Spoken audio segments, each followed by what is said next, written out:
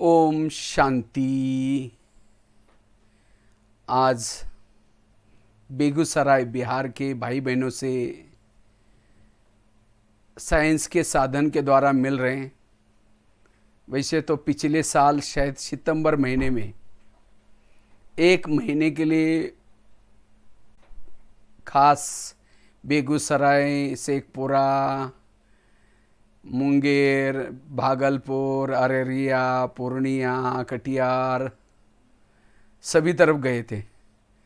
और उस समय बहुत काफ़ी बाढ़ भी आई थी। याद आया मुझे टूर। काफ़ी सारे स्कूल में, जेल में, बीके भाई बहनों की क्लासेस, काफ़ी सारी सेवाएं हुई थी। तो कई बहनों ने कहा था कि भाई आप आए तो बरसात बहुत आई थी, तो कई स्कूलों में छुट्टियां थी। कहा कि अगले साल आना ज़रूर। तो मैंने खास टाइम भी दिया था, निकाला था, लेकिन कोरोना के कारण फिर कैंसिल हुआ। इसलिए हमने सोचा क्यों ना, आजकल साइंस के साधन बने हैं, इसके द्वारा फिर हम जाएंगे। इसीलिए आज खास इस साइंस के साधन के द्वारा आपके पास आ रहे हैं। सामने मैं बैठा हूँ, जैसे लग रहा है कि मैं एक पानी का खड्डा था उसमें से निकल करके सेंटर पर पहुँचा हूँ। पिछले साल बहुत बड़ा वहाँ की सेंटर के सामने था। तो बाकी तो आज का बहुत सुंदर विषय है, अंतिम समय का पुरुषार्थ। क्योंकि आप सभी समय को देख रहे हैं, समय को देख रहे, समय कैसा चल रहा है। बाबा ने कभी मुरलियों में कहा था, एक समय आएगा आप घर से बाहर भी नहीं निकलेंगे, क्योंकि बाबा सब जानी जाना ना रहे, सब जानता है। और वही ऐसा समय आया, और आगे भी पता नहीं कैसा समय आने वाला है। तो इसीलिए अब हमें अपना पुरुषार्थ तीव्र करना है। जो भी आज तक ज्ञान सुना है, उस ज्ञान का स्वरूप बनना है, और अंतिम समय की तैयारी करनी है। क्योंकि अंतिम समय विभिन्न प्रकार के पेपर्स आएंगे। चाहे प्रकृति के तरफ से पेपर आएंगे, चाहे इविल आत्माओं के तरफ से पेपर्स आएंगे, चाहे हमारे पुराने संस्कारों के तरफ से पेपर आएंगे।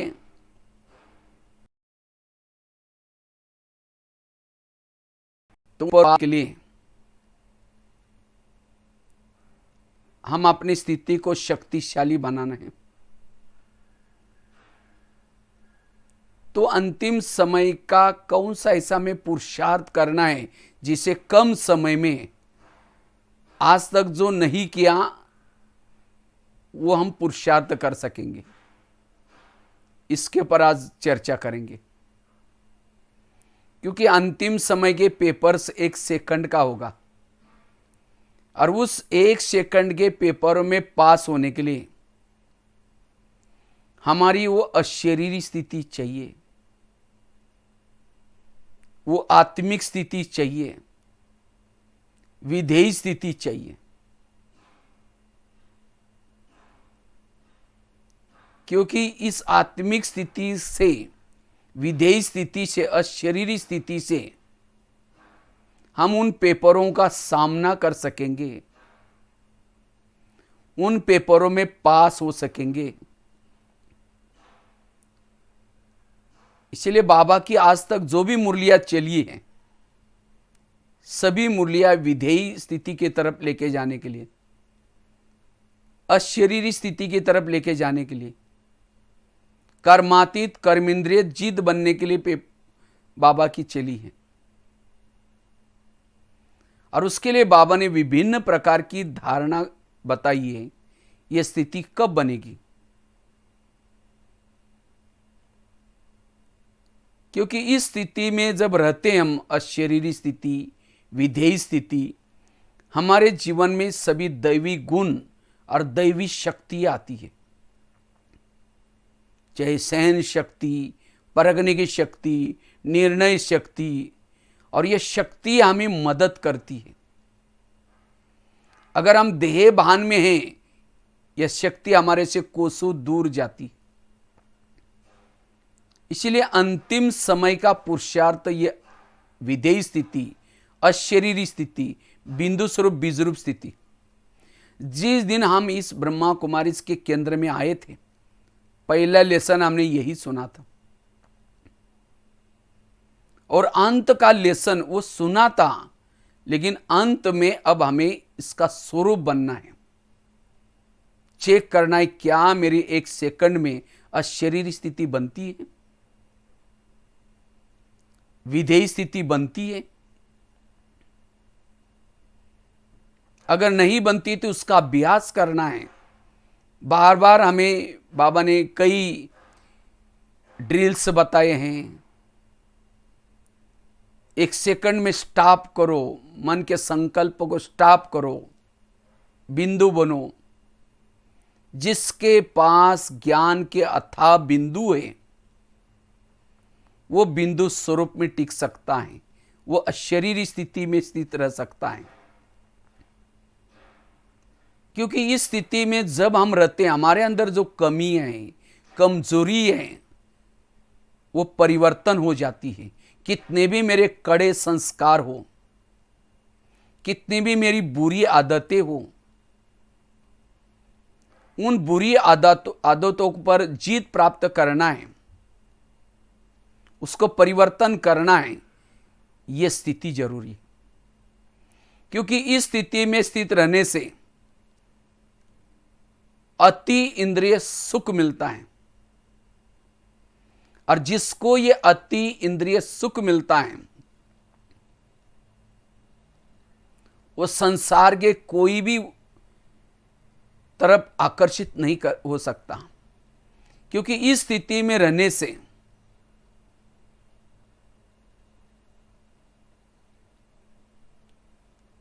हमारे आत्मा की जन्म जन्मांतर की जो प्यास है, प्रभु मिलन की प्यास है, वो बुझ जाती है। क्योंकि इस स्वरूप में टिकने से हम सदा परमात्मा से कनेक्ट रहते हैं।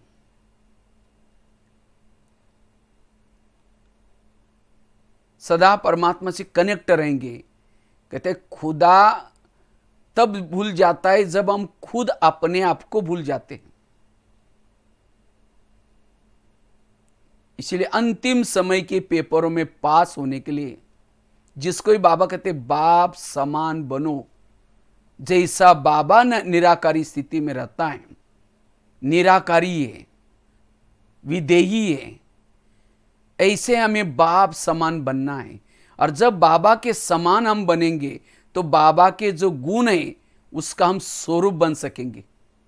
शांत स्वरूप, बाबा तो शांति का सागर है। इस स्वरूप में टिकने से हम शांत स्वरूप में रह सकते हैं, आनंद स्वरूप में रह सकते हैं, शक्ति स्वरूप में रह सकते हैं, पवित्र स्वरूप रह सकते हैं। और जब ये हमारे 7 गुण, 7 स्वरूप, जिसको भी बाबा कहते हैं सत्व प्रदान बनेंगे। इसलिए अंतिम समय के पेपरों में पास होने के लिए इस स्वरूप में टिकने का अभ्यास करना है। इससे हमारे अंदर संस्कारों के अंश के जो वंश है वो खत्म हो जाएंगे। हमारे अंदर एकाग्रता आएगी,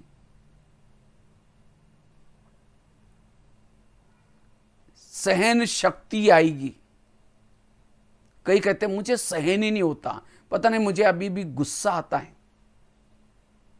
बाबा ने आज भी मुरली में कहा ना, काम विकार तो है लेकिन क्रोध भी कोई कम नहीं है, क्रोध भी शत्रु है।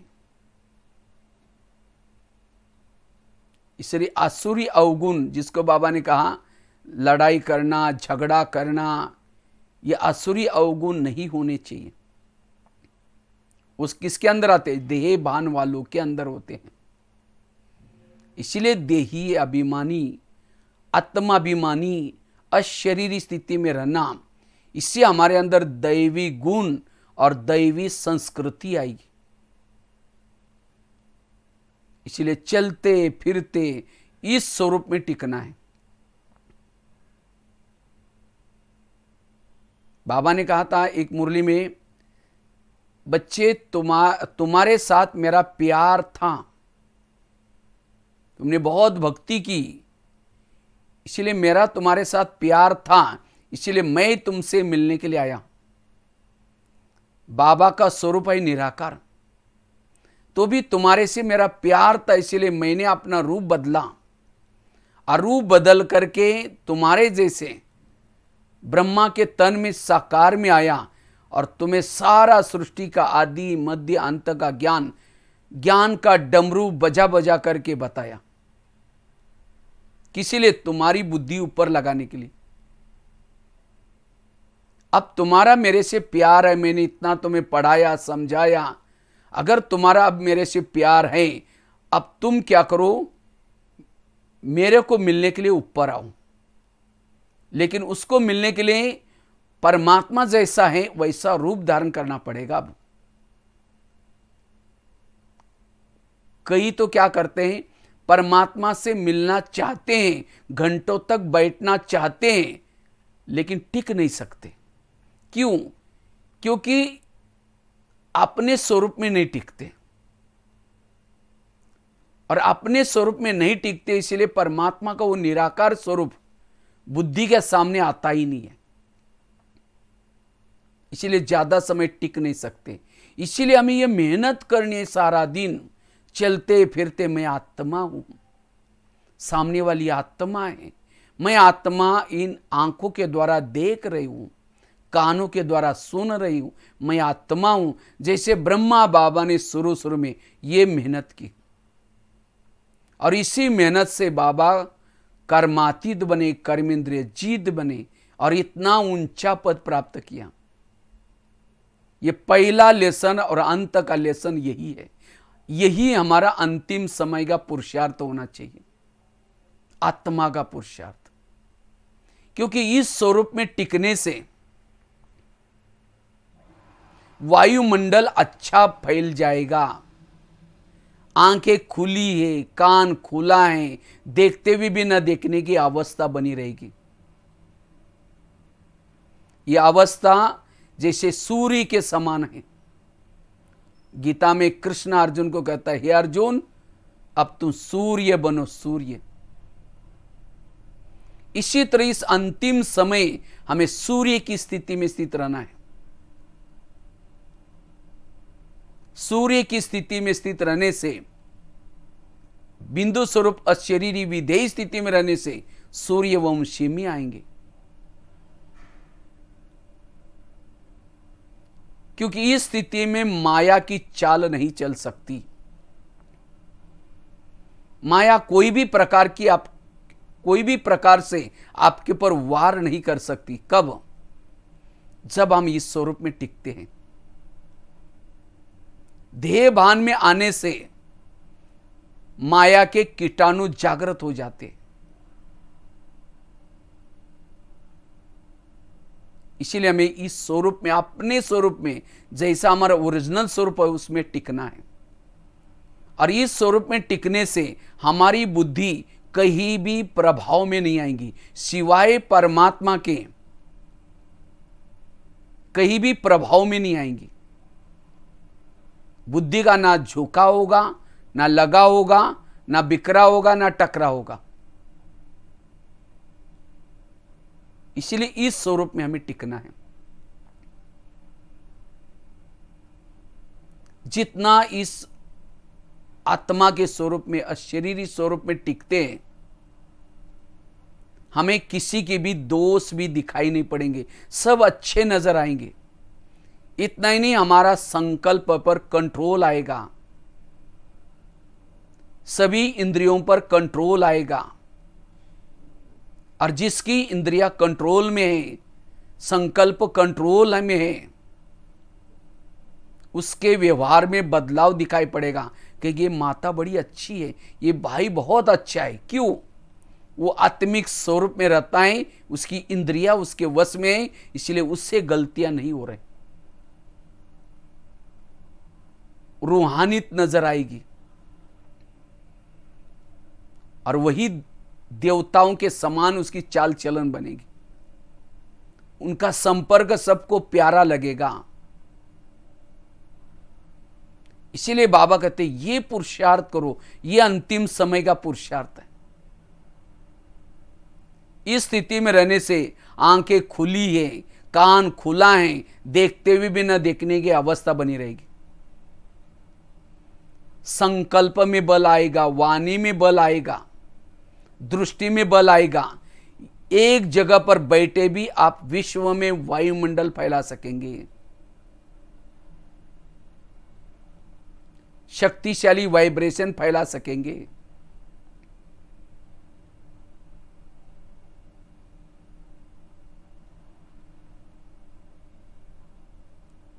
और ऐसी पुरुषार्थ से वो एवर रेडी बनेंगे। कई भाई बहनें कहते हैं मुझे पुरुषार्थ के लिए टाइम ही नहीं मिलता है। उनका टाइम वेस्ट कहाँ जा रहे हैं? वो देह भान में है, इसलिए उनका टाइम वेस्ट हो रहा है।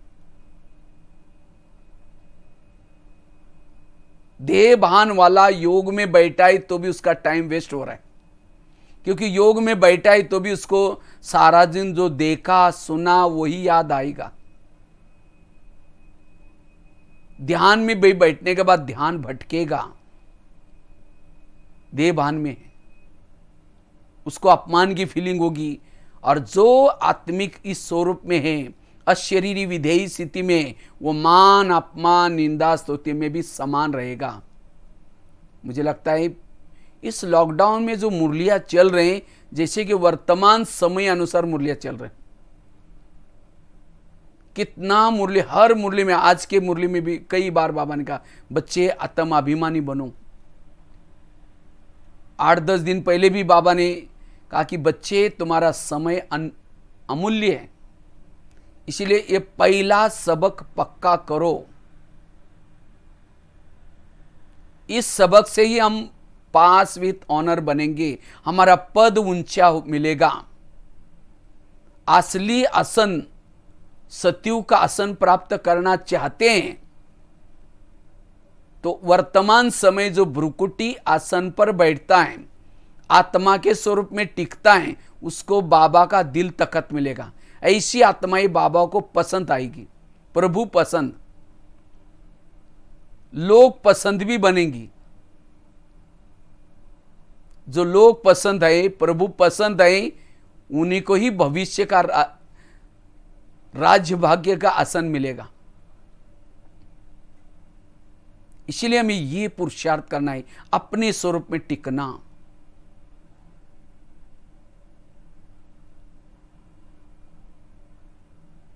इसे योग सहज हो जाएगा, सेवाएं भी अनेक आपके पास आएगी। जितना अपने स्वरूप में टिकते हैं उतना सेवा पीछे आएगी। सेवा के पीछे दौड़ने की जरूरत नहीं।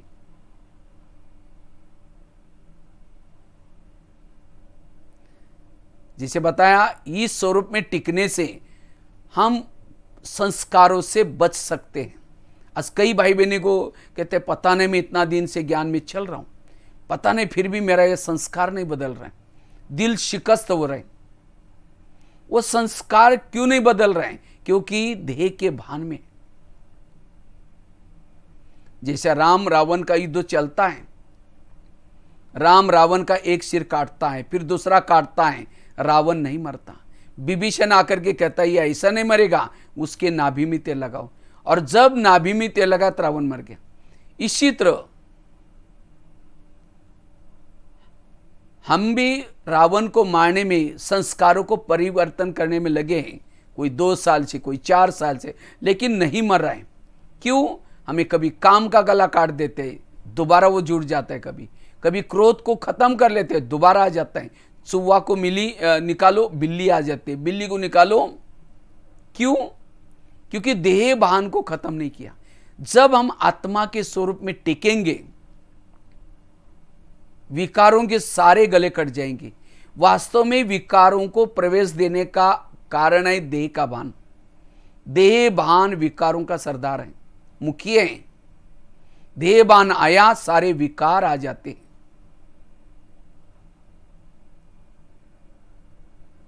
इसीलिए ये मेहनत हमें करनी है।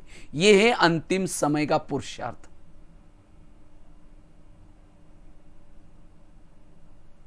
निरंतर मेरी आत्मिक स्थिति बनी रहे।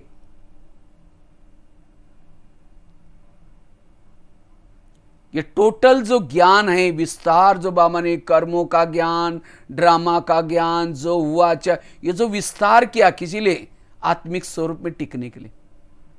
हमने इतना विस्तार सुना तो भी आत्मिक स्थिति नहीं है। वो ज्ञान केवल शून्य तक है। जब ज्ञान का हम स्वरूप बनेंगे तब जाकर के ये आत्मिक स्वरूप बनेगा। धारणाओं का स्वरूप, योग स्वरूप। बाबा ने कहा 4 सब्जेक्ट है, ज्ञान युक्त, योग युक्त, धारणा युक्त और वही निरंतर सेवाधारी, निरंतर योगी। जैसा उसका कि उसका सेवा का लंगर लगा हुआ है। जो आत्मा के स्वरूप में टिकता है उसके बाद सेवा की लंगर लगी है। इसलिए अपने इस स्वरूप में टिकने का अभ्यास, स्वयं की स्थिति को शक्तिशाली बनाना, उसका आधार है आत्मिक स्वरूप।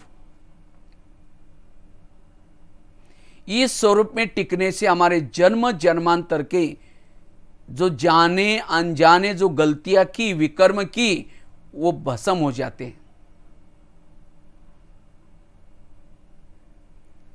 ऐसे स्वरूप में टिकने से हम कर्म योगी बन सकते हैं, योगयुक्त रह सकते हैं निरंतर।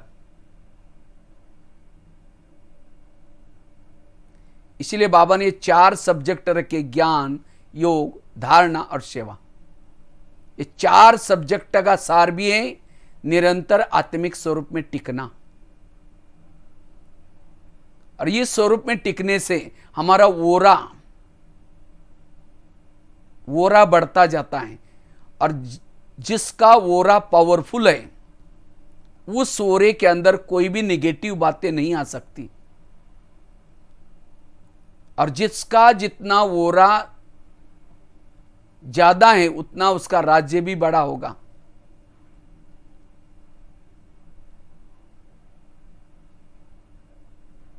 और जब इस स्वरूप में हम टिकेंगे सामने वालों को भी देह नजर नहीं आएगी। एक दिन ऐसा मैं गुलजार दादी के पास गया था तो दादी जी को एक प्रश्न पूछा। हमने कहा दादी जी आप लोग आज तक अभी भी क्या पुरुषार्थ करते, किस चीज का अटेंशन देते, पुरुषार्थ तो नहीं कहेंगे। तो दादी ने एक बहुत अच्छी बात बताई, कहा कि हम लोग यही अटेंशन देते हैं कि हमारे सामने कोई भी आ जाए वो अशरीरी बन जाए, वो अशरीरी बन जाए। वो कैसे बन जाएगा? जब वो शरीर है तो वो भी अशरीरी बन जाता है। तो देखो दादियाँ भी यही पुरुषार्थ करके महारथी बने, ब्रह्मा बाबा भी इसी पुरुषार्थ से महारथी बने, विजय बने, नारायण बने, कर्मातीत बने। क्योंकि इसी स्थिति में रहने से हमारे बॉडी के अंदर लाइट फैलती है, कर्मेंद्रिया शीतल बन जाती है, अंग अंग शीतल बन जाता है।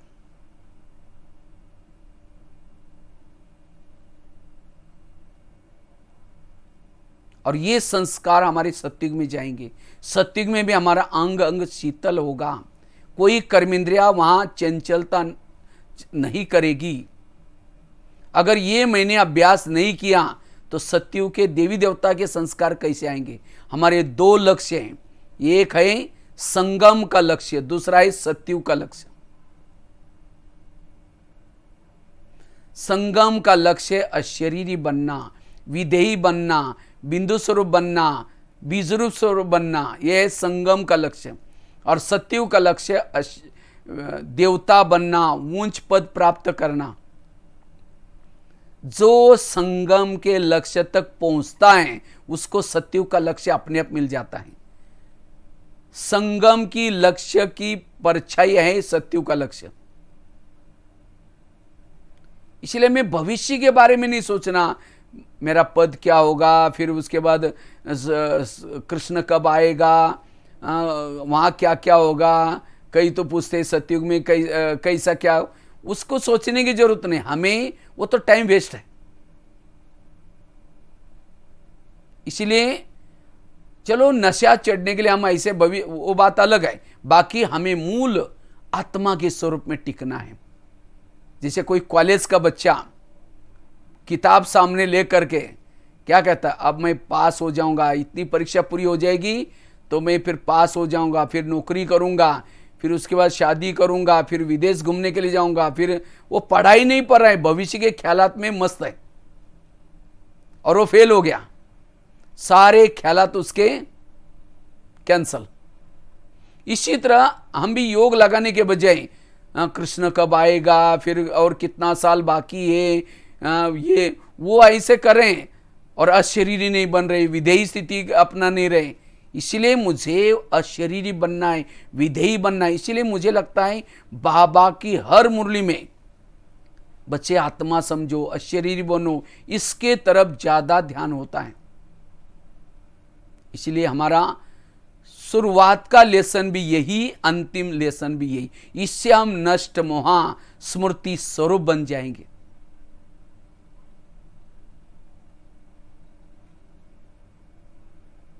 ये है हमारी पावरफुल स्थिति। और जब ये सुख मिलता है, अतीन्द्रिय सुख आत्मा के स्वरूप में, अंदर से आत्मा गाती है, पाना था सो पा लिया, मुझे कुछ नहीं चाहिए। इस स्वरूप में टिकने वाली आत्माओं के सामने कोई सोना डाले, चांदी डाले, कहे कि मुझे कुछ नहीं चाहिए। जैसे कोई जिलेबी खाता है, उसके सामने मुरी रखो, मुरमुरा, कहेगा नहीं नहीं मुझे मुरमुरा नहीं चाहिए, इतनी अच्छी चीज खाई। वो भरपूर है, संपन्न है, संपूर्ण है। इस स्वरूप में टिकने से संपन्नता और संपूर्णता आएगी। इसी स्थिति से हमारी फरिश्ता स्थिति बनेगी। हमारी मन बुद्धि हल्की रहेगी, क्लीन क्लियर रहेगी। इसलिए ये पुरुषार्थ करना है। लेकिन ये स्थिति मेरी सदा बनी रहे, उसके लिए क्या करें?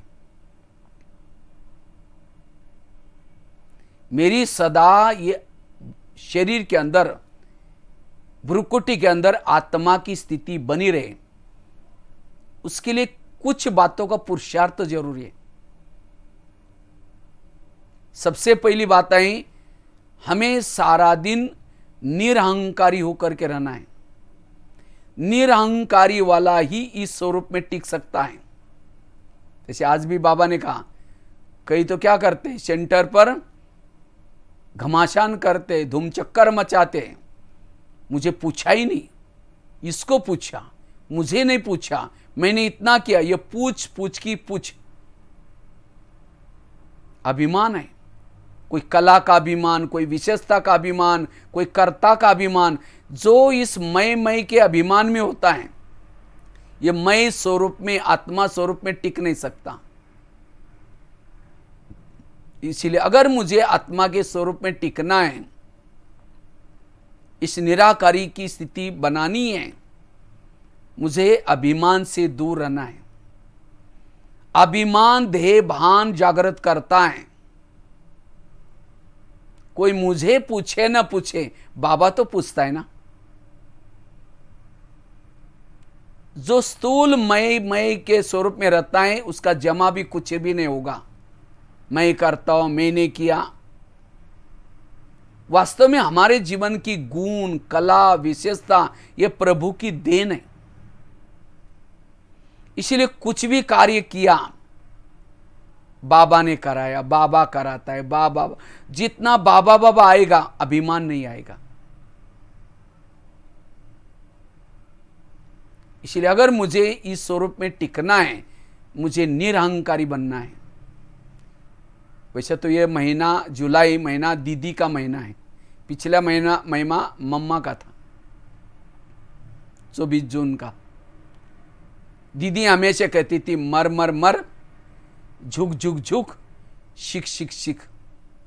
जीवन में मरना सीखो, झुकना सीखो, सीखना सीखो।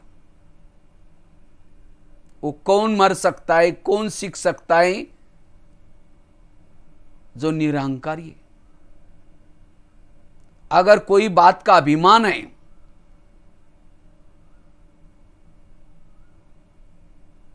वो किसी से सीखेगा भी नहीं। अरे मुझे सब कुछ पता है, मैं सब कुछ जानता हूं। इसे सीखने की क्या जरूरत है? अंत तक सीखना है। मुझे अचानक जानकी दादी की याद आई। कभी कभी हम दादी जी को मिलने के लिए जाते थे, तो हंसा बहन बाजू में बैठी रहती थी। कहते दादी ये कौन है पता है? भगवान भाई है, ये कभी कभी बहुत क्लास कराता है दादी। तो दादी कहते थे अच्छा अच्छा बताओ बताओ आज क्या सुनाया। मैंने कहा दादी हम तो क्या सुनाते, आप जो सुनाते वही हम लोग बातें। नहीं नहीं नहीं बताओ बताओ। बराबर माइक पकड़ा करके कान में लगा करके बताओ आज क्या पॉइंट सुनाया आपने। मैं सोचता था दादी के अंदर कितनी सीखने की भावना। दादी के पास कोई ज्ञानामृत आता था, पत्र पुष्प आता था, जो भी मैगजीन्स आती थी, सब चीजों को दादी बड़े ध्यान से पहले पन्ने से लास्ट तक पढ़ती थी। सीखना यह है। इसीलिए दादी हमेशा कहती मैं कौन, मेरा कौन। इसीलिए हमें चेक करना है कहीं मुझे अभिमान तो नहीं आता। अभिमान वालों को अपमान की फीलिंग होती है। अभिमान वालों के संकल्प बहुत तेजी से चलते हैं, और जिसके संकल्प व्यर्थ चलते हैं, एनर्जी वेस्ट हो रहे हैं, वो कभी भी आत्मा के स्वरूप की अनुभूति नहीं कर सकता। वो कर्म योगी नहीं बन सकता। वो औरों के दोष ही देखेगा। जिसने उसका अपमान किया उसके बारे में ही सोचेगा। उसके लिए नफरत आएगी, घृणा आएगी। इसलिए मुझे अंतिम समय के स्वरूप में टिकना है। मुझे निरहंकारी होकर के रहना है। निरहंकारी वाला अंत में विजय बनेगा। पांडवों ने इतना बड़ा युद्ध किया, उसमें तो विजय वो बन गए, लेकिन लास्ट में विजय होने के बाद भी वो हार गए। कैसे हार गए? कहते पांडव अंत में पहाड़ी पर गए, और उस पहाड़ी का नाम था मेरू पर्वत। 5 पांडव, द्रौपदी, कुत्ता, और पहाड़ी सीधी थी। लेकिन कहते उस पहाड़ी पर वही चढ़ सकता था जो सत्य ईमानदार है। जब जा रहे थे तो चलते चलते द्रौपदी गिर गई, आगे गया नकुल गिर गया, सहदेव गिर गया, भीम गिर गया, अर्जुन भी गिर गया। केवल कुत्ता और युधिष्ठिर स्वर्ग में गए।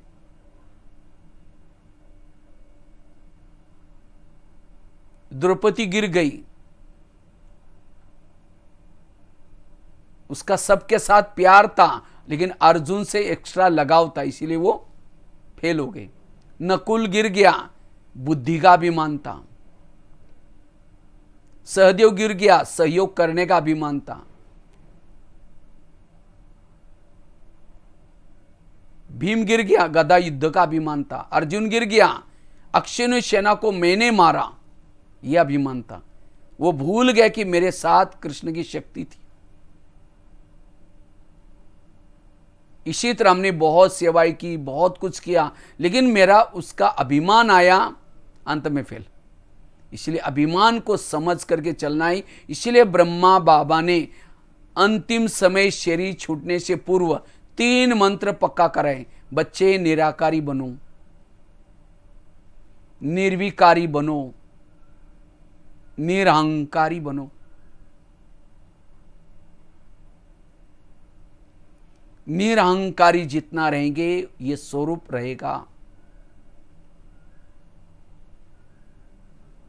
निरंतर आत्मा का स्वरूप रहेगा।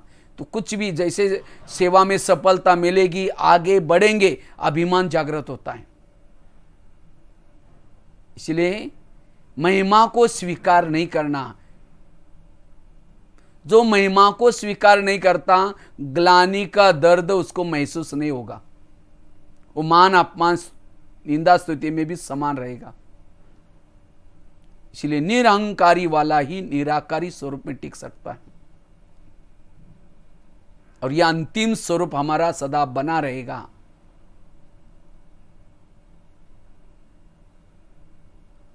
दूसरी बात है, अगर मुझे इस स्वरूप की अनुभूति करनी है, अपने संकल्प को कम से कम चलाना है। जितना संकल्प को कम चलाएंगे, पॉजिटिव चलाएंगे, उतना यह स्वरूप बनता जाएगा। पता ही नहीं चलती हमारी संकल्प की कैसी लीकेज हो रहे। कई है बिके, ज्ञान में चलते, योग करते, पवित्रता का पालन करते हैं, लेकिन उनका चेहरा देखो तो मारा पड़ा हुआ है। चेहरे में ना खुशी है ना शक्ति है। क्यों? अंदर कोई ना कोई टेंशन है, निगेटिविटी है। केवल ब्रह्मचर्य का पालन करना यह भी संपूर्ण पवित्रता नहीं है। संपूर्ण पवित्रता अर्थात कोई भी प्रकार की निगेटिविटी ना हो, नहीं तो उस पवित्रता की ऊर्जा वेस्ट हो जाएगी। इसीलिए संकल्प को बचाना। बाबा ने जितना भी हमें ये ज्ञान सुनाया है, ड्रामा का ज्ञान, कर्मों का ज्ञान, जो हुआ अच्छा, ये सारा ज्ञान संकल्प को बचाने के लिए। इतना सारा ज्ञान होने के बाद भी फिर भी हमारा संकल्प दिया, ऐसा क्यों? आज की मुरली में भी था, ड्रामा के ऊपर विश्वास है, क्यों क्या यह नहीं होगा। मन चुप रहेगा, no question, no correction, no quotation, no opposition, मन चुप। और जिसका मन चुप है वो अशरीरी में है, वो विधेयी स्थिति में है, वो लगन में मगन है।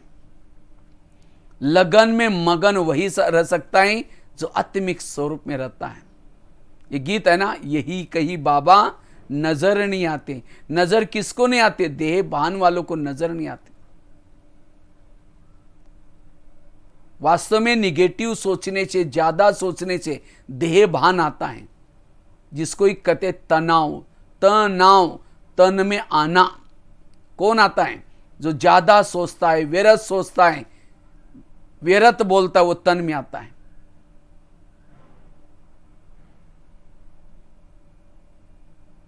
इसलिए मन को सदा चुप रखना, व्यर्थ संकल्प से बचना।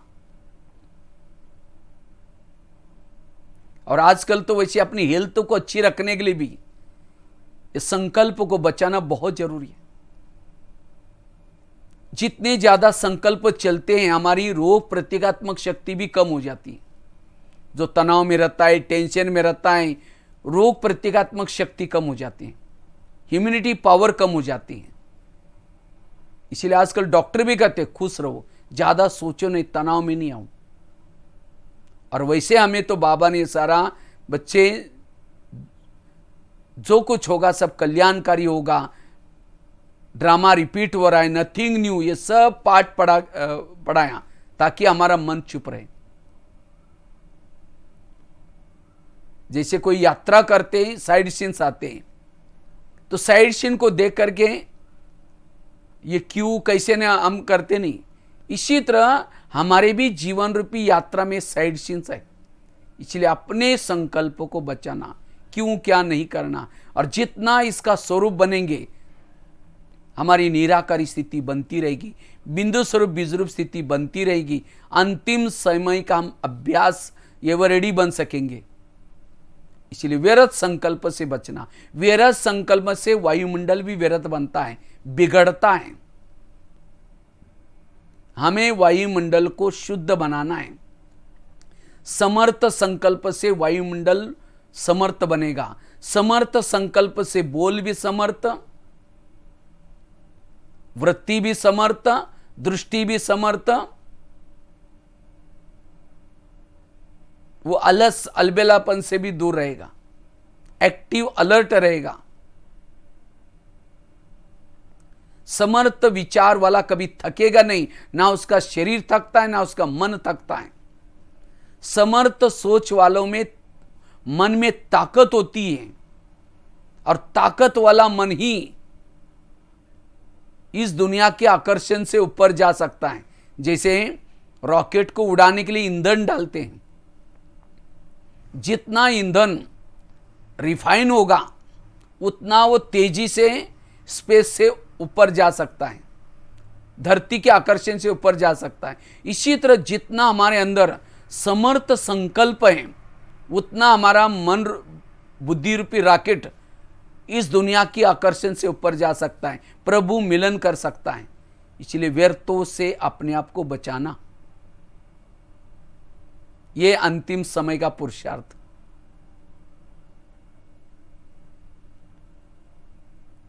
कई कहते हैं मेरे को और कुछ नहीं, जब यह तंग करता है, विघ्न डालता है, समस्या पैदा करता है, तब मेरे न चाहते हुए संकल्प चलते हैं। इसका मतलब मैंने ड्रामा को समझा ही नहीं। टाली कभी एक हाथ से नहीं बजती, टाली के लिए दो हाथ चाहिए। अगर कोई मुझे तंग करता है, परेशान करता है, इसका मतलब मैंने भी कभी उसको किया था, वो हिसाब है मेरा। इसलिए कर्मों को समझ करके मन को चुप रखना, और जितना मन को चुप रखते हैं उतना हमारी अंदर की एनर्जी बढ़ती जाती है, और उतना हमारी वो अशरीरी स्थिति, विधेय स्थिति बनती रहती। क्योंकि जितना निगेटिव सोचेंगे उतना बुद्धि के ऊपर एक प्रकार की धूल आती है, और धूल वाले बुद्धि में ना परमधाम दिखाई पड़ेगा ना परमात्मा दिखाई पड़ेगा। योग में भी प्रॉब्लम आएंगे। बैठेंगे योग में, लाल लाइट चल रहा है, गीत बज रहा है, शुरू करेंगे मैं आत्मा हूं, शांत स्वरूप हूं, फिर कहेंगे मेरे को उन्होंने क्यों बोला, फिर कहेंगे ठीक है मैं आत्मा हूं, फिर कहेंगे 15 दिन पहले भी बोला था। इसलिए व्यर्थ से बचना।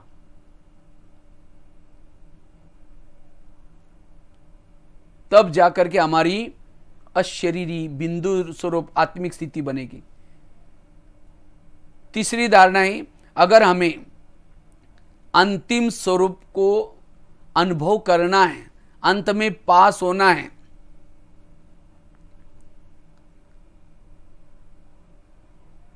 पहले तो बताएं निरंकारी बनना, दूसरी बात है संकल्प को बचाना, तीसरी बात है अगर इस स्वरूप की अनुभूति करनी है, हमें अपने पुराने संस्कारों को परिवर्तन करना है। अगर पुराने संस्कारों में हम बार बार उस संस्कारों के वश हो जाते हैं, हमारी की कमाई चट हो जाती है। जब की कमाई जमा ही नहीं है तो आत्मिक स्वरूप कैसा बनेगा, अंतिम स्वरूप। इसलिए बार बार जैसे कहते हैं मम्मा मम्मा क्यों बनी थी, मम्मा ने एक गलती दोबारा नहीं की, लेकिन हम क्या करते हैं अपने संस्कारों को बार बार रिपीट करते हैं, चाहते नहीं तो भी संस्कारों के वश हो जाते हैं। और जब बार बार संस्कारों के वश हो जाते हैं, हमारी ताकत कम हो जाती है, तो ये स्वरूप का अनुभव नहीं कर पाएंगे। हमारा बहुत काल का अभ्यास चाहिए।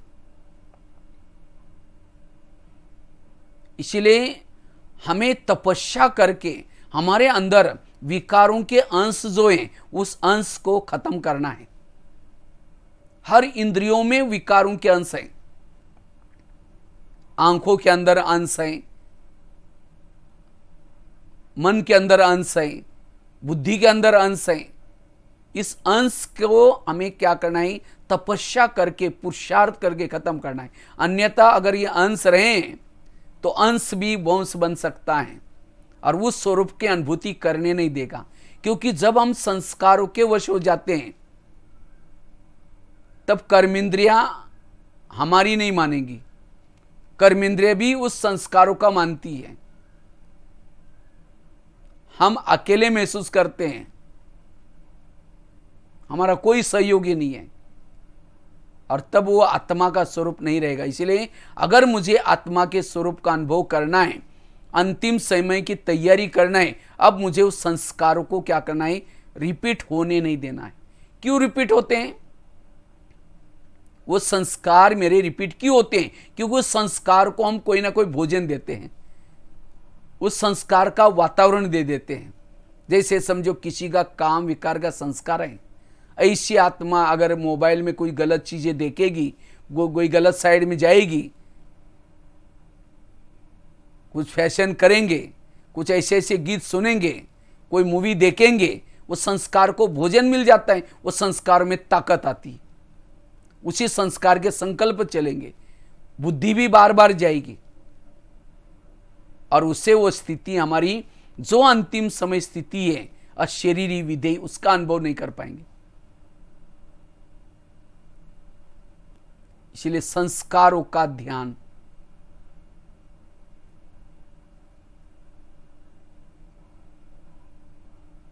चौथी चीज है, अगर हमें अंतिम समय की तैयारी करनी है, इस अशरीरी का अनुभव करना है, हमें एक दूसरे के दोष देखना, अवगुण देखना, इसको इधर उधर वर्णन करना, इसको छोड़ना है। क्योंकि ये समय किसी के दोष देखने का नहीं है, किसी के अवगुण देखने का नहीं है। ये समय है स्वयं को परिवर्तन करने का, ये समय है सोचिंतन करने का, आप आत्मा का चिंतन करने का, अपने बारे में सोचने का। दूसरों के बारे में सोचेंगे टाइम वेस्ट हो जाएगा। इसलिए बाबा कहते बच्चे झगमुई झगमुई नहीं करो, पर चिंतन नहीं करो। अगर पर चिंतन करेंगे वो आत्मा की कमाई भी एनर्जी वो भी नष्ट हो जाएगी, खत्म हो जाएगी। इसलिए अब मुझे अपना चिंतन करना है, जिसको बाबा कहते हैं साक्षी होकर के रहो। हर आत्मा का अपना अपना पार्ट है, हर आत्मा अपने जैसा जिनको पार्ट मिला हुआ है, स्क्रिप्ट मिला वैसे पार्ट बजा रहे। इसीलिए हमें दूसरों को देख करके व्यर्थ चिंतन करके अपना टाइम वेस्ट नहीं करना है। अन्यथा ये जो हमारा ये स्वरूप है, पर चिंतन करने वाला, औरों को देखने वाला आत्मदर्शन नहीं कर सकता, अपना दर्शन नहीं कर सकता। अगर मुझे अपना दर्शन करना है, आत्मा को देखना है, इसलिए मुझे इस पर चिंतन को छोड़ना है। फलाना ऐसा है, ये ऐसा है, योग में बैठेंगे वो आत्मा दिखाई नहीं पड़ेगी, वही बातें याद आएगी। जिसको बाबा कहते हैं अंतर्मुखी बनो। अंतर्मुखी अर्थात स्वयं का चिंतन, मैं कितनी महान आत्मा हूं, पूरे कल्प में मेरा हीरो पार्ट रहा, अब मुझे रिटर्न जर्नी वापिस जाना है। कितना मेरा भाग्य है, स्वयं बाबा मुझे पढ़ा रहे, सर्व संबंधी बनाए। ये अपना चिंतन, फलाने ये करता है, वो ऐसा करता है, अगर वो करेंगे ये चिंतन नहीं चलेगा। वो चिंतन से आत्मा की एनर्जी लॉस्ट हो जाती है, और ये अपना चिंतन करने से आत्मा में एनर्जी आती है, ऊर्जा आती है। इससे अंतिम समय की तैयारी होती है। इसलिए पर चिंतन से बचना। इसलिए आज भी बात, रुटना, रोना, झगड़ना, ये कौन कर सकता है? जो पर चिंतन करता है। इसलिए पर चिंतन से बचना। जितना सोच चिंतन करेंगे वो आत्मा का स्वरूप का अनुभव कर सकेंगे। अगर हमें अंतिम समय की तैयारी करनी है, हमारा अंतिम समय का पुरुषार्थ जो जिसे हम पास विथ ऑनर हो जाए, उस पेपरों में पास हो जाए, उसके लिए सदा हमें श्रीमत का पालन करना है। जितना श्रीमत प्रमाण चलेंगे आत्मा का ओरा बढ़ता जाता है, आत्मा अनुभूति कर सकते हैं। क्योंकि जितना श्रीमत प्रमाण चलते हैं उतनी हमारी ताकत बढ़ती है। लेकिन कभी कभी हम आलस्य वश होकर के, अलबेलापन वश होकर के हम क्या करते, ईश्वरीय नियम को तोड़ देते हैं। ये ईश्वरीय नियम को तोड़ा, देहबान आ जाता है, ताकत कम हो जाते हैं। इसलिए जितना श्रीमत प्रमाण चलेंगे हम उस निराकारी स्थिति का अनुभव कर सकेंगे, अशरीरी स्थिति का अनुभव कर सकेंगे। इसलिए श्रीमत का पालन। कभी कभी हम लोक लाज वश होकर के नियम को तोड़ते हैं, कभी अलस और अलबेलापन वश होकर के नियम को तोड़ते हैं। नियम को तोड़ा मतलब देहभान आया।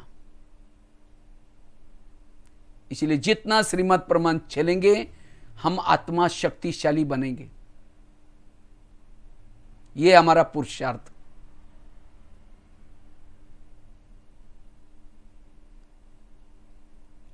अंतिम समय के पेपर में पास होने के लिए, यह अशरीरी का अनुभव करने के लिए, विधेयी स्थिति का अनुभव करने के लिए योग तपस्या। सिवाय योग से यह आत्मा का स्वरूप नहीं बन सकता। जैसे बैटरी डाउन हो जाती है उसको चार्जिंग करते हैं, इसी तरह हमें युगों युगों में, सतयुग में, त्रेता में, द्वापर में, कलयुग में जन्म लेते लेते हमारी जो आत्मा की बैटरी थी वो डिस्चार्ज हो गई और इसके कारण देह भान आया। अब उसको चार्जिंग करना है, उसका इलाज है योग। इसलिए आज भी बाबा ने कहा कि कई महारथी हैं, ज्ञान सुनाने में तो होशियार हैं लेकिन योग में कच्चे हैं, योग में फेल है। इसलिए हमें योग करके अपनी बैटरी को चार्ज करनी है। जितना योग लगाएंगे उतना वो स्वरूप बनेगा और इस स्वरूप से अंतिम समय के पेपरों में पास हो जाएंगे। इसलिए खास ये लॉकडाउन का जो समय हमें मिला हुआ है, ये हम लकी हैं, हमें ये चांस मिला हुआ है। इसलिए इस चांस को हमें क्या करना है, बोरिंग नहीं होना, टाइम वेस्ट नहीं करना, लेकिन अपना प्लानिंग बना करके पुरुषार्थ करो। क्योंकि इतना दिन तो बहाना करते थे, बच्चे स्कूल में जाते हैं, दुकान खोलना पड़ता है, तो इसलिए अब हमें ये पुरुषार्थ करना है। हमें योग तपस्या करनी है, साधना करनी है, और जितना साधना करेंगे, तपस्या करेंगे, हमारा वो अशरीरी का अनुभव, विधेयी स्थिति का अनुभव होगा और आने वाले कैसे भी विपरीत पेपरों में हम स्थिर रह सकेंगे, विजय बन सकेंगे। इसलिए योग तपस्या, लेकिन योग को भी हमें मनोरंजन बनाना है। अलग अलग स्वरूप का अभ्यास, अलग अलग विजनों के अभ्यास, अलग अलग स्थितियों के अभ्यास, सर्व संबंधों का अनुभव। तो जितना योग को मनोरंजन बनाएंगे, कर्म योग भी करना है, बैठ करके भी जो बाबा ने समय दिए, चाहे अमृत वेला का योग, चाहे क्लास के पहले का योग, भले क्लास में नहीं जाते होंगे, घर में बैठ करके टीवी के सामने या मोबाइल के सामने बैठ करके सुनते होंगे, लेकिन वो करते समय भी आधा घंटे का योग करके फिर सुनना। नहीं, ऐसा नहीं घर का खाना बनाओ, काम करो और रोज मुरली सुनो, ये तो बहुत अच्छा है, फिर आगे तो जाने की जरूरत नहीं, लेकिन नहीं, ये तो हमें मजबूरी के कारण साधन मिले हैं। जैसा माहौल ठीक हो जाएगा, लॉकडाउन खुल जाएगा, जैसे पहले हम सेंटर पर जाते थे फिर से जाना है, क्योंकि संगठन से बल मिलता है, ताकत मिलती है। इसलिए अब हमें क्या करना है, ऐसा नहीं समझना कि बहनें तो देख ही नहीं रही, मैंने मुरली सुनी या नहीं सुनी। हाँ, मैंने देखता हूँ कि कई बहनें क्या करती हैं, कहते हैं कि आप अपने जो यूट्यूब से सुनते हैं तो क्या करो, वो चैट बॉक्स होता है उसके अंदर ओम शांति दीदी जी करके या ओम शांति बाबा लिखो तो पता चलेगा कौन कौन जुड़ा हुआ है, मुरली कौन कौन सुन रहे हैं। तो ये भी आपकी हाजिरी लगेगी। पढ़ाई जरूरी है, जितना ये 3 चीजें करेंगे, अमृत वेला अच्छा करेंगे, क्लास के पहले योग करेंगे सवेरे सवेरे, और साथ में मुरली ध्यान से सुनेंगे, ये 3 चीजों से हमारा आत्मिक स्वरूप बन जाएगा।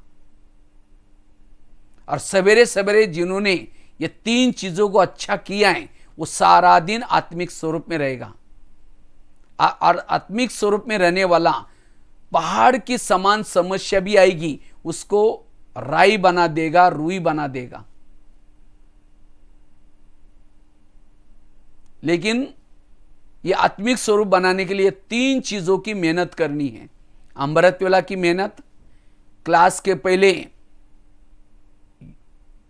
मुरली सुनने से पहले आधे घंटे का योग, और साथ में ईश्वरीय महावाक्य ध्यान से सुनना।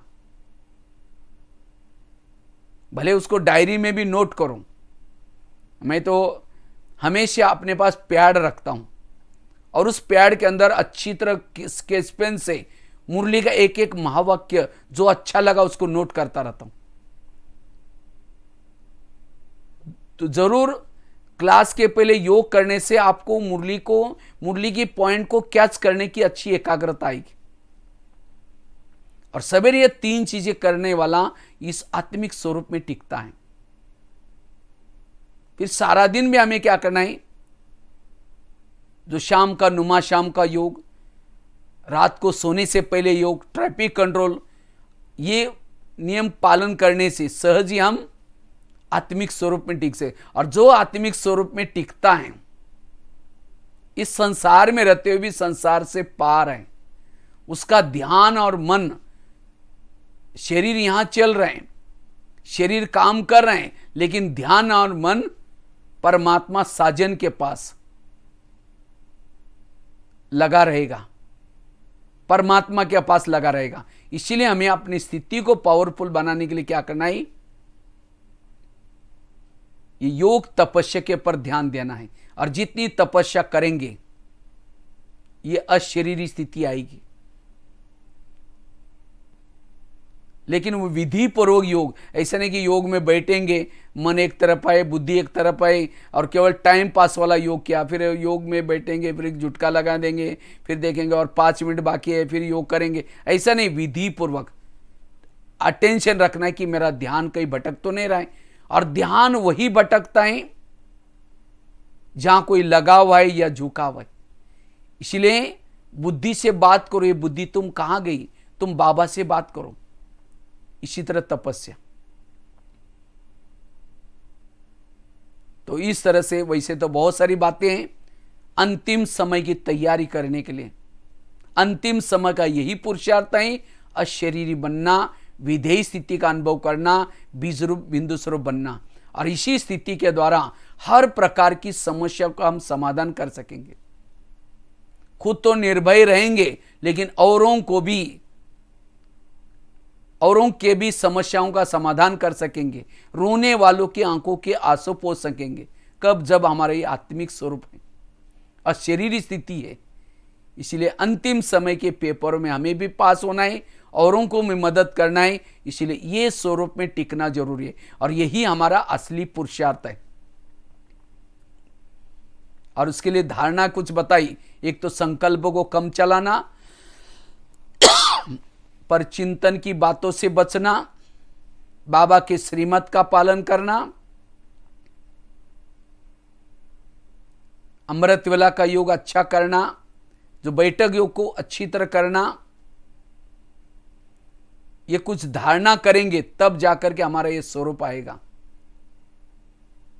इसलिए हमें सदा मेरा ये आत्मिक स्वरूप बना रहे, इसके ऊपर अटेंशन, इसके ऊपर ध्यान देना है। इसलिए बाबा ने खास तो ड्रिल बताई थी, 5 स्वरूपों का अभ्यास करो। बीच बीच में 5 स्वरूपों में स्थित रहना है। हर घंटे में बाबा ने कहा कि इसका अभ्यास करो। आदि स्वरूप, मूल स्वरूप में क्या थे? मैं आत्मा। उसके बाद देवता का स्वरूप, पूज्य स्वरूप, ब्राह्मण स्वरूप और फरिश्ता स्वरूप। और लास्ट में तो बाबा ने कहा केवल फरिश्ता स्वरूप का अभ्यास करो। फरिश्ता और साथ में आत्मा का स्वरूप, ये ड्रिल।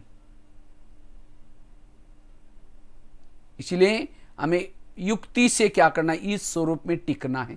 और जितना इस स्वरूप में टिकेंगे, आपकी इस स्वरूप में टिकने वालों के जीवन में कोई भी समस्या नहीं होगी, कोई भी प्रॉब्लम नहीं होंगे। वो हमेशा कहेगा मैं नो प्रॉब्लम, में कोई प्रॉब्लम नहीं है। भले प्रॉब्लम होंगे, लेकिन प्रॉब्लम उसको पता भी नहीं चलेंगे। उसके जीवन में आत्मिक स्वरूप में रहने वाला, उसके जीवन में तूफान आएंगे, लेकिन वही तूफान उसके लिए तोहफा बन जाएंगे, आगे बढ़ाने का साधन बन जाएंगे। इसलिए हमें मेहनत करके ये पुरुषार्थ करना है। ठीक है, बाकी तो बातें तो बहुत हैं, लेकिन इस स्वरूप में अगर अभ्यास करेंगे, अनुभव करेंगे, इसका हमने तो क्या किया था, हर घंटे में चार्ट लिखा था, हर घंटे में चार्ट लिखते थे। मैं आत्मा ग्राफिक चार्ट बनाया था। जैसे और एक मैंने अभ्यास किया था, जैसे पहले लेसन में बाबा ने सुना था शरीर गाड़ी है और आत्मा उसका ड्राइवर है। जैसे गाड़ी का ड्राइवर रात को सोने से पहले गाड़ी को गैरेज में लगाता है और गाड़ी के अंदर नहीं सोता, सोने के लिए अपने घर में जाता है, इसी तरह हमें भी इस शरीर रूपी गाड़ी को रोज क्या करना है, सारा दिन घुमा करके रात को गैरेज में लगाते हैं, बेड पर लगाते हैं। उस समय स्मृति करना, ये गाड़ी थी, आज सारा दिन इसे सेवा ली, अब मैं इसके गैरेज में लगा रहा हूं और गैरेज में लगा करके कवर ढाक रहा हूं। जैसे ड्राइवर क्या करता है, कवर ढाकता है, गाड़ी को लॉक करता है, कवर ढाकता है, गाड़ी को नमस्ते करता है, अपने घर में अगर फ्लैट ऊपर है सीढ़ी से या लिफ्ट से जाता है और मम्मी पापा को समाचार सुनाता है, फिर सो जाता है।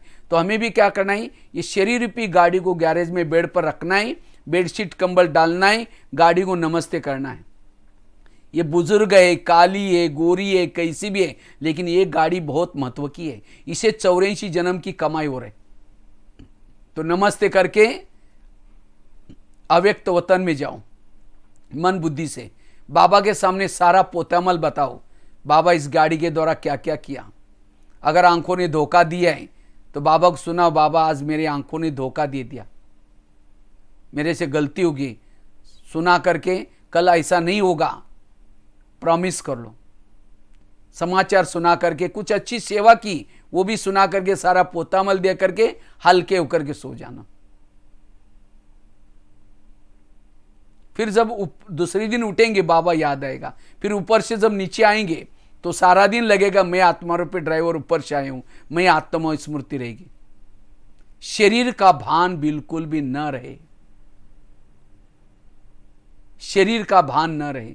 शरीर है क्या, जैसे कोई सोने का डब्बा है और सोने के डब्बे में कुछ लेट्रिन डाला हुआ है, खांसी करने पर जो कप निकलता वो डाला है, हड्डी मांस डाला हुआ है, और उस डब्बे को आपके हाथ में दिया और कहा कि इसको लेकर के सदा साथ में रखो, उसको बीच बीच में प्यार करो, चुंबन लो। क्या कहेंगे, नहीं नहीं नहीं नहीं, इसके अंदर क्या है हमको पता है, गंदा है, उसको ये करो, इसको तो फेंको, नजदीक नहीं रखेंगे। इसी तरह शरीर क्या है, शरीर में वही लैट्रिन भरा हुआ है, कप भरा हुआ है, हड्डी मांस भरी हुई है, और ऊपर से क्या है, चमड़ी है, चमड़ी सोने जी जैसे गोरी गोरी, लेकिन अंदर क्या है, वही लैट्रिन भरा हुआ है, कप भरा हुआ है, हड्डी मांस भरे हुए हैं।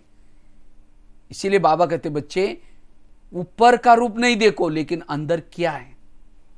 इसीलिए परसों कहा ना बाबा ने, कई बार आंखें धोखा देते हैं, उसको देखते रहो, उसको कुछ गिफ्ट दो, उससे बातें करते रहो, देह भान।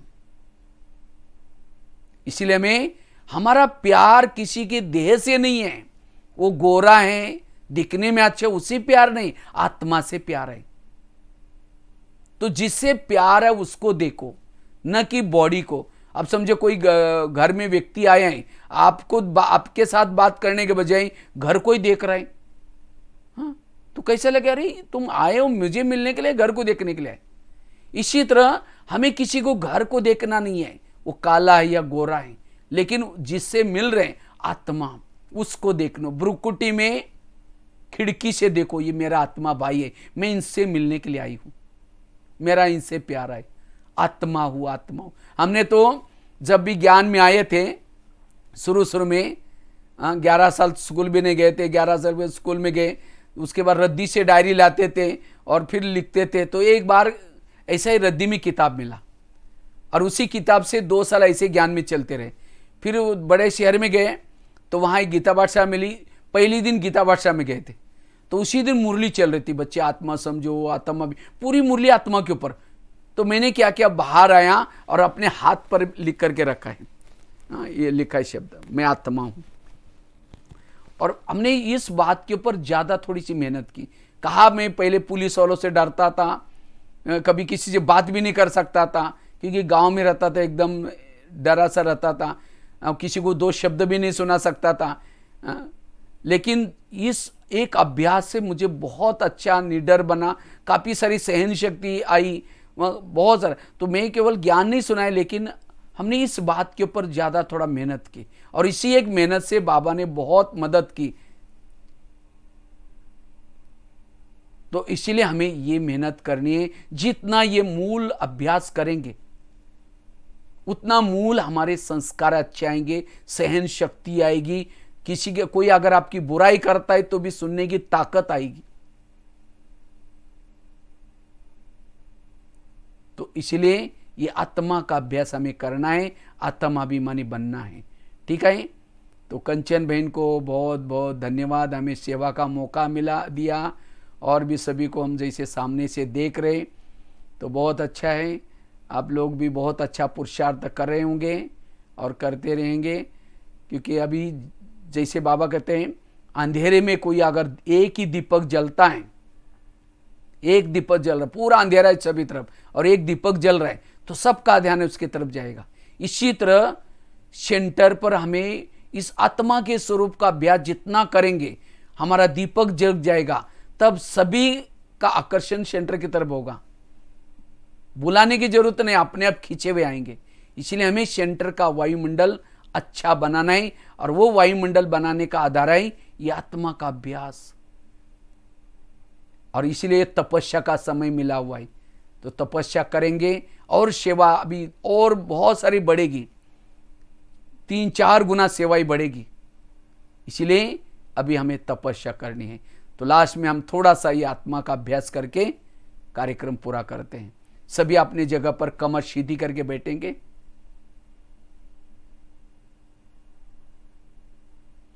सभी अपने अपने भ्रुकुटी के अंदर आत्मा के स्वरूप में स्थित रहेंगे।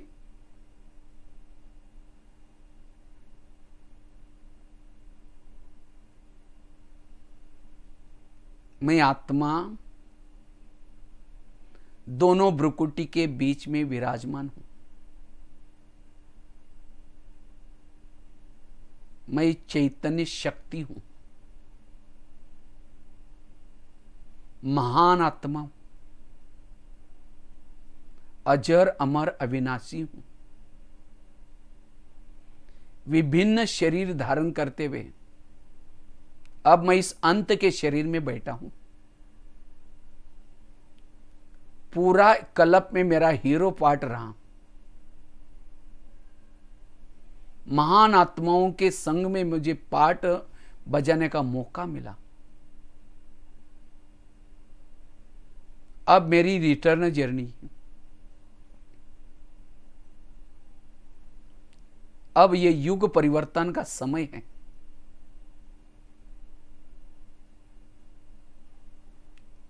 अब मुझे वापिस जाना है।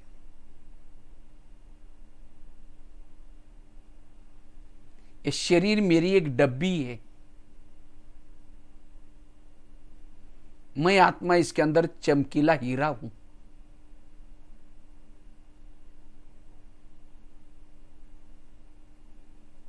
मैं अब बुद्धि के द्वारा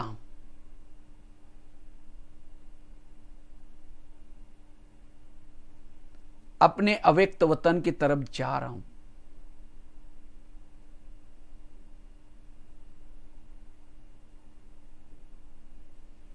चांद सूरज तारांगन से भी पार अव्यक्त वतन, जहां हजारों चंद्रमा जैसी शीतलता की लाइट है।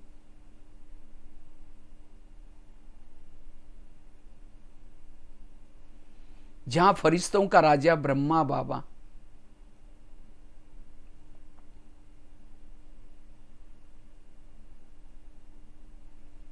मैं बुद्धि रूपी नेत्र के द्वारा उस दुनिया को देख रहा हूं। चारों ओर फरिश्ते ही फरिश्ते। आज फरिश्तों की जैसी महफिल लगी है।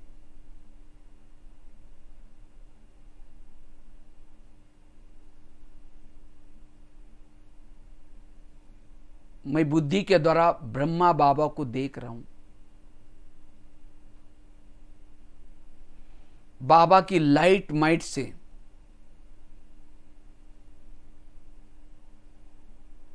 मेरा बुद्धि रूपी नेत्र क्लीन और क्लियर होता जा रहा है, एनर्जी आती जा रही।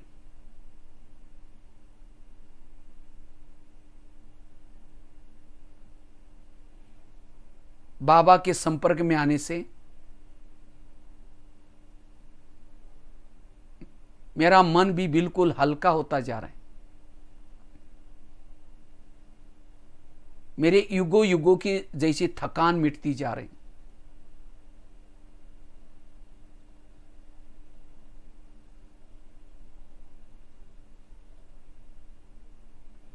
मैं सभी फरिश्तों से लाइट माइट ग्रहण कर रहा हूं।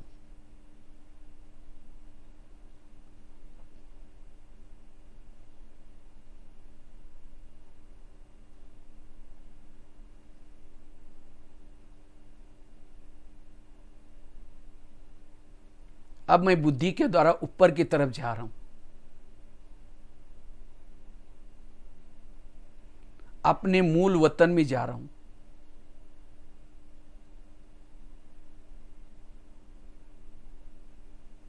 जहां शांति ही शांति है।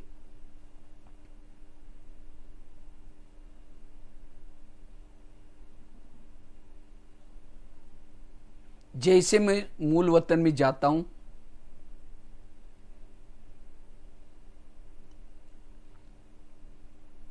वैसे ही मैं चार्ज हो रहा हूं,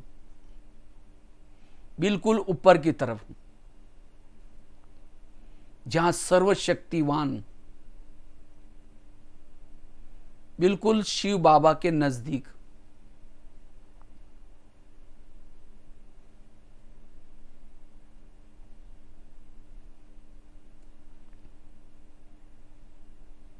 जिस बाबा को देखने के लिए मेरी आंखें युगों से तरस रही थी,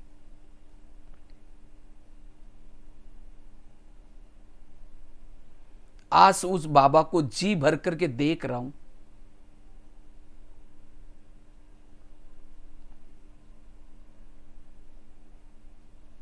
ओ मीठे बाबा, आपने मुझे क्या से क्या बनाया। ज्ञान का डमरू बजा बजा करके अगम निगम के भेद खोले।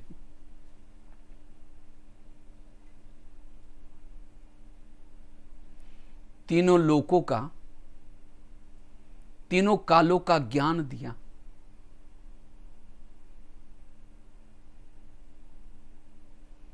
आपके इस उपकारों को कभी मैं भूल नहीं सकता हूं।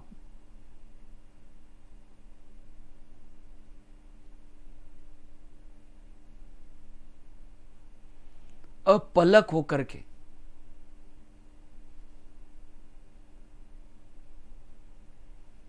वो सर्वशक्तिमान को देख रही हूं।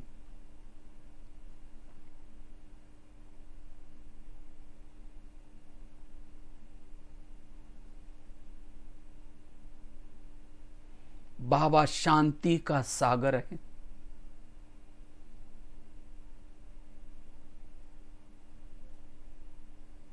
मैं शांत स्वरूप की अनुभूति करती जा रही।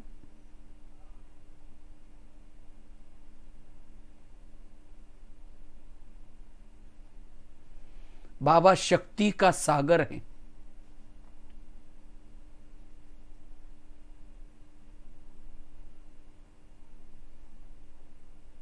मैं शक्ति स्वरूप की अनुभूति करती जा रही।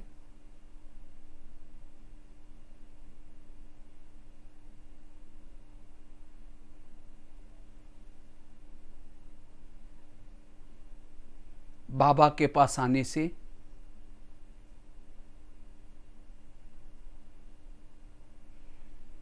मैं अशरीरी विधेयी स्थिति की अनुभूति कर रहा हूं। ज्वाला स्वरूप बनता जा रहा हूं।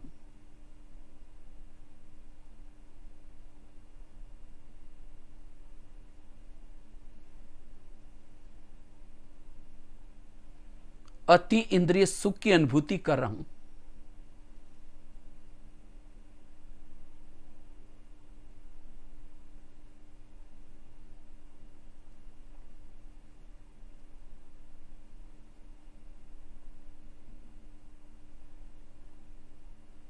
बाबा के सानिध्य से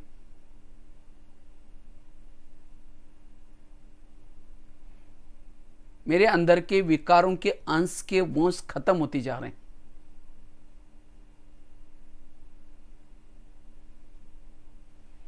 मैं समर्थ बनता जा रहा हूं।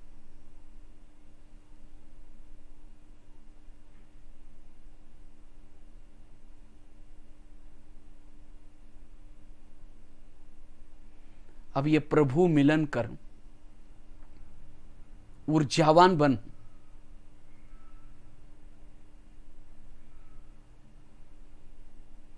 वापिस मैं धीरे धीरे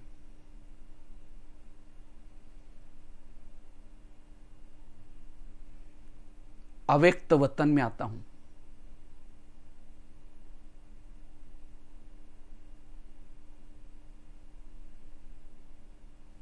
ब्रह्मा बाबा जैसे मुझे स्मृति दे रहे,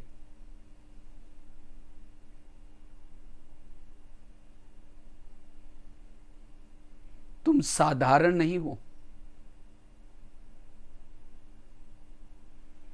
तुम शिव शक्ति हो, पवित्रता की देवी हो।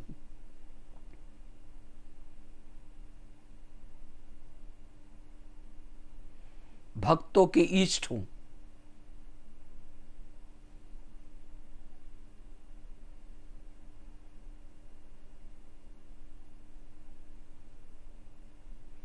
क्या तुम्हें कल्प पहले वाला कर्तव्य याद नहीं आता? कल्प पहले भी तुमने असुरों का संहार किया था।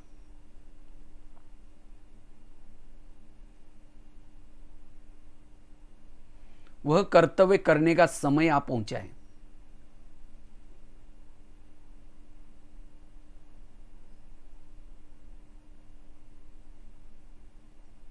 ऐसी स्मृति देते ही बाबा ने मुझे कहा, तुम्हारे पास ज्ञान की तलवार है, पवित्रता का कवच है,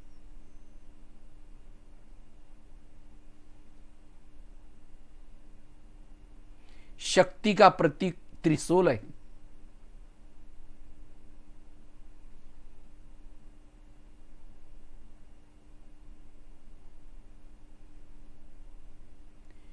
विश्व के परिवर्तन की जिम्मेवारी का ताज है।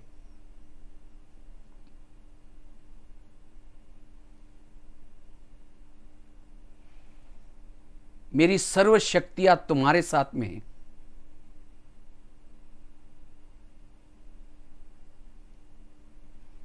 विजय का तिलक तुम्हारे मस्तक पर है।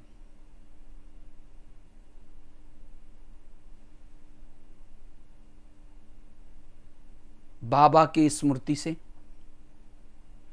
मेरी आंतरिक शक्तियां जागृत हो रही। अब माया मेरा कुछ बिगाड़ नहीं सकती। मैं शिव, मैं शक्ति हूं।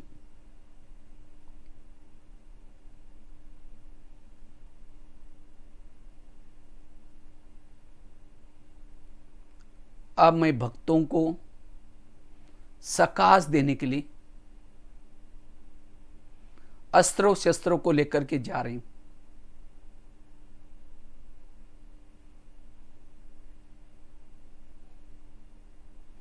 मेरे अंग अंग से शक्तियां निकलती जा रही।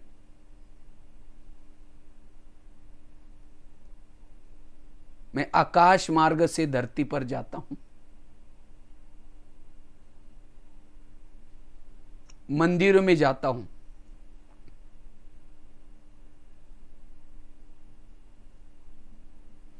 मूर्ति के पास खड़ा होकर के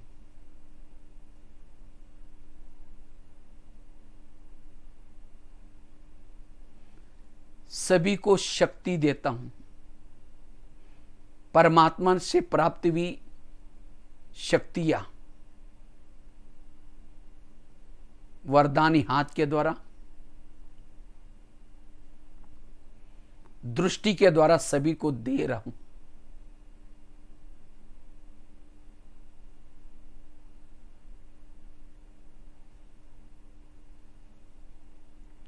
सबको संदेश दे रहा हूं।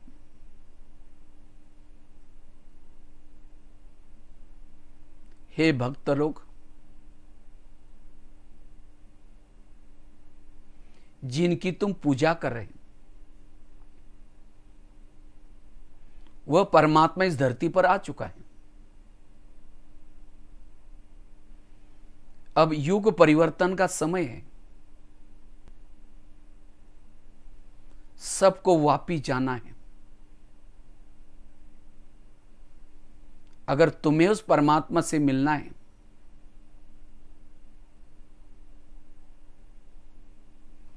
तुम ब्रह्मा कुमारी आश्रम में जाओ।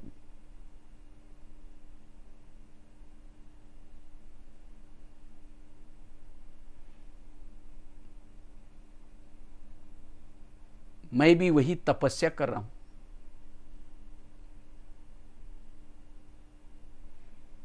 ये सोने का वक्त नहीं है। जागो। एक मंदिर से दूसरे मंदिर में, तीसरे मंदिर में,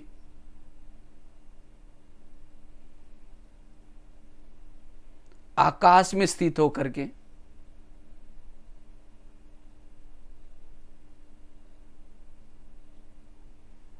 कभी पहाड़ों पर स्थित होकर के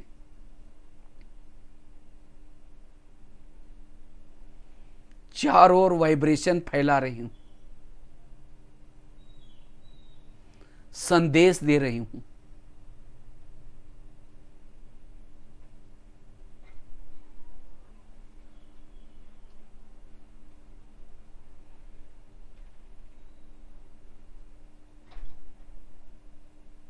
मैं शिव शक्ति हूं।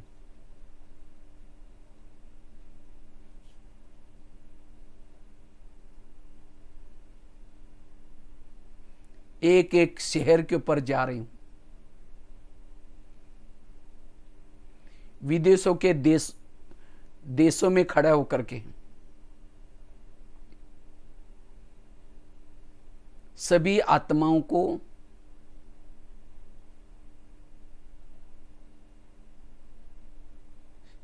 सुख और शांति की किरणें दे रहा।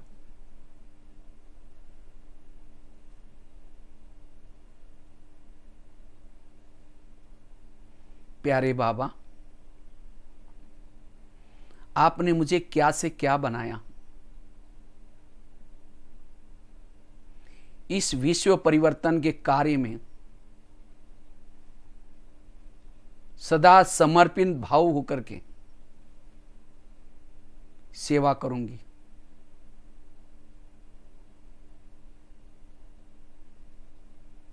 मां शीतला बन शीतलता की किरणें फैलाऊंगी।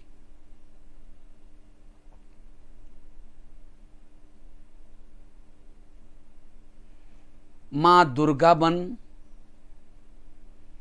सभी के दुर्गुण हारूंगी।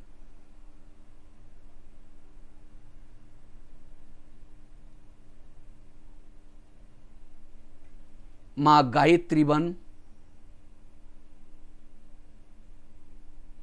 सभी को गीता का ज्ञान गा गा करके सुनाऊंगी। मैं शिव में शक्ति हूं, विजयी हूं।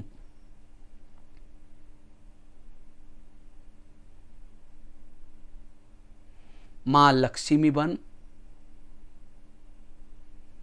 सभी को ज्ञान धन लुटाऊंगी।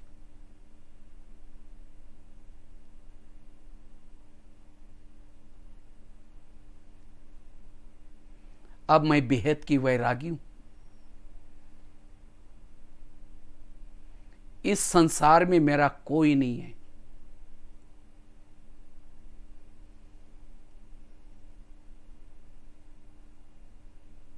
जिसको मैं अपना समझती थी, यह सब कुछ परिवर्तनशील है।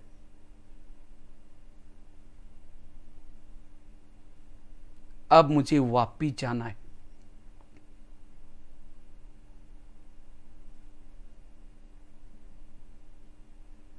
मैं मैं चारों ओर सभी तरफ सुख और शांति की किरणें फैला रही हूं। मैं ज्वाला देवी हूं।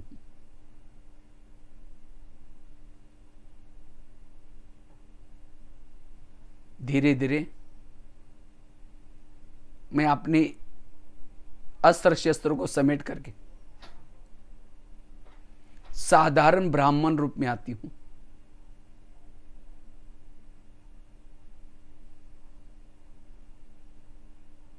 साधारण ब्राह्मण स्वरूप में